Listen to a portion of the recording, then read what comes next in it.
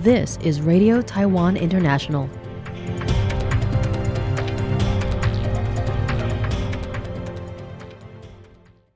Welcome to the news on Radio Taiwan International. I'm Michelle Chang, coming to you from Taipei, Taiwan. We begin with a look at today's top stories for Friday, October 31st.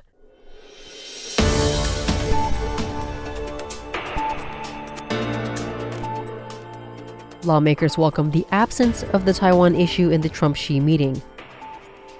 Taiwan experts caution against President Lai Ching-te's county-based carbon mandate.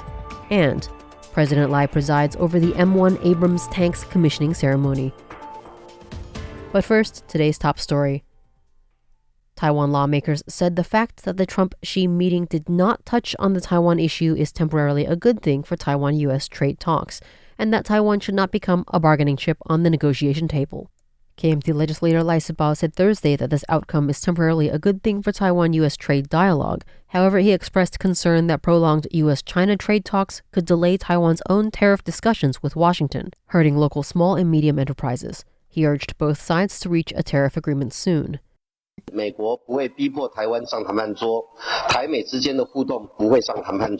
If they had talked about it, Beijing would pressure Taiwan, and whatever the U.S. said, Taiwan would feel uneasy.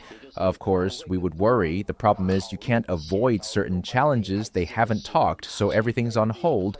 Since the U.S.-China deal isn't settled, Taiwan's deal isn't settled either. That's the most painful part, Lai said. DPP legislator Wang Dingyu and President Trump confirmed before boarding his plane that Taiwan was not on the table. Wang noted that understanding aligns with the long-term consensus between Taipei and Washington that Taiwan must never be treated as a bargaining chip. He added that Taiwan and the U.S. already have established communication channels for tariff and trade talks, independent of the Trump-Xi summit. Wang also noted that Xi's expected topics, Taiwan and technology controls, were both avoided, highlighting the diplomatic and geopolitical significance of the meeting. Taiwanese experts suggest that President Lai Ching-te's plan to impose mandatory carbon reduction quotas on local governments may face challenges. To promote Taiwan's net zero transition, President Lai on Wednesday instructed the Environmental Ministry to set carbon reduction targets for each county and city during the 5th meeting of the National Climate Change Committee. Following the meeting, Environment Minister Peng Ziming said that the ministry would work with local governments to develop these targets. He later told Radio Taiwan International that each city and county has already proposed its own emission goals, but these are currently self-declared. The ministry will review those plans and evaluate appropriate quotas for each locality, with assessments to begin next year. Taiwan Climate Action Network Research Director Zhao Jiawei, who also chairs the Taiwan Environmental Planning Association, said on Thursday that enforcing such quotas could be difficult. He called on the central government to align local plans with Taiwan's 6 major sectoral reduction roadmaps and to assess whether the goals are realistic and ambitious enough.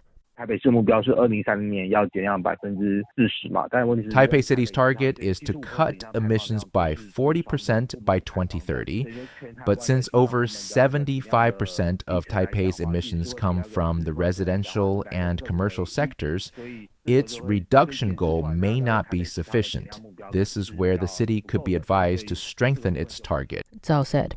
Zhao added that instead of enforcing strict mandates, the central government could motivate local action by linking carbon-free revenue distribution to performance and incorporating a nationwide ranking system to spur progress.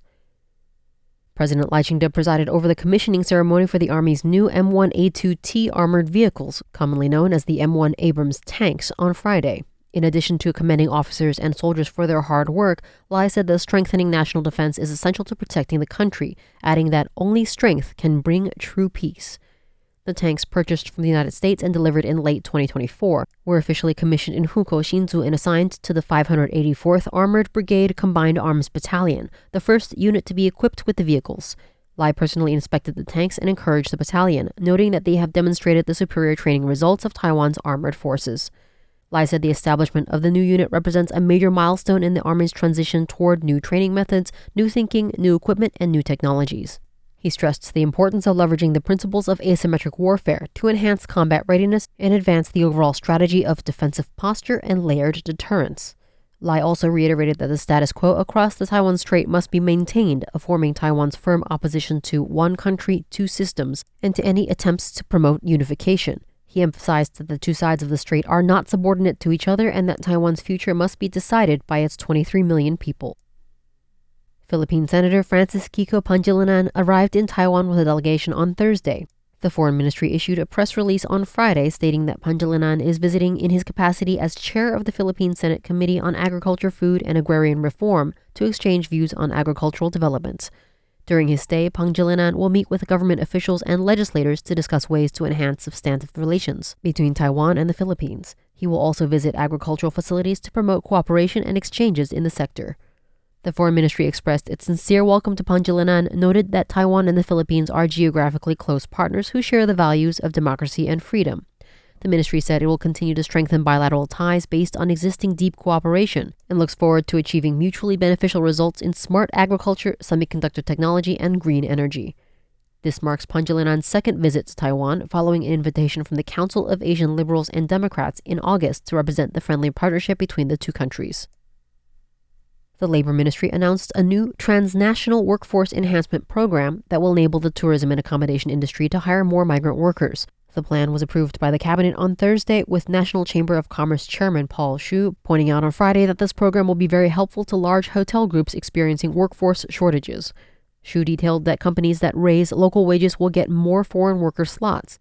If the salary of a full-time local worker is increased by 2,000 NT dollars, which is approximately $65 per month, a business will be able to add one skilled migrant worker under the program allowance. In addition, senior migrant workers will be able to apply for permanent residency, and the government will also be recruiting directly, reducing the need for intermediaries.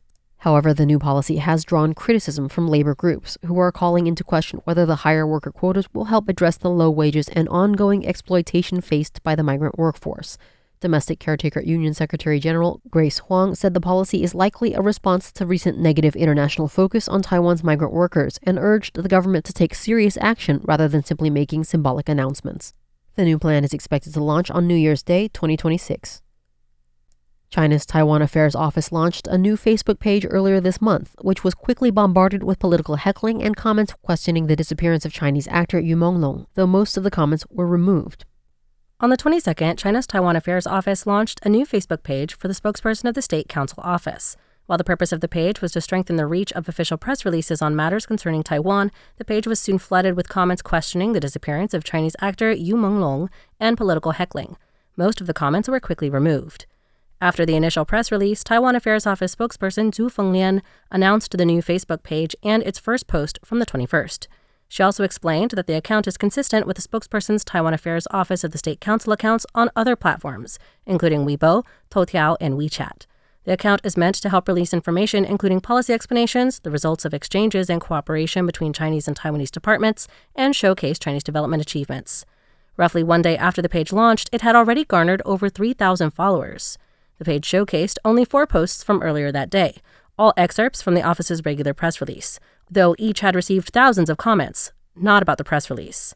Many of the comments flooding the page contained questions asking about the disappearance of Chinese actor Yu Monglong, which some consider to have happened under suspicious circumstances.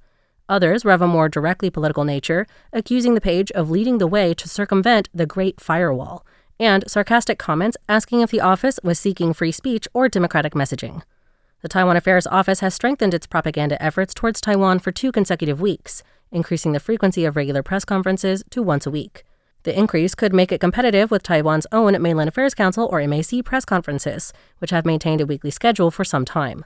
MAC Deputy Chief and Spokesperson Liang Wenjie criticized the Taiwan Affairs Office press conferences for always reciting the same content, even in the verbiage, such as green terror and seeking independence through force.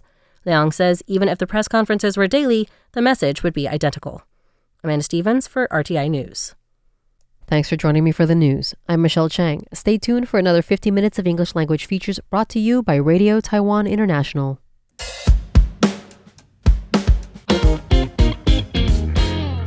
Apple Podcast, Google Podcast, SoundOn Podcast, Spotify. You name it, we're on it. You can find selected shows produced by RTI's English team on different streaming services.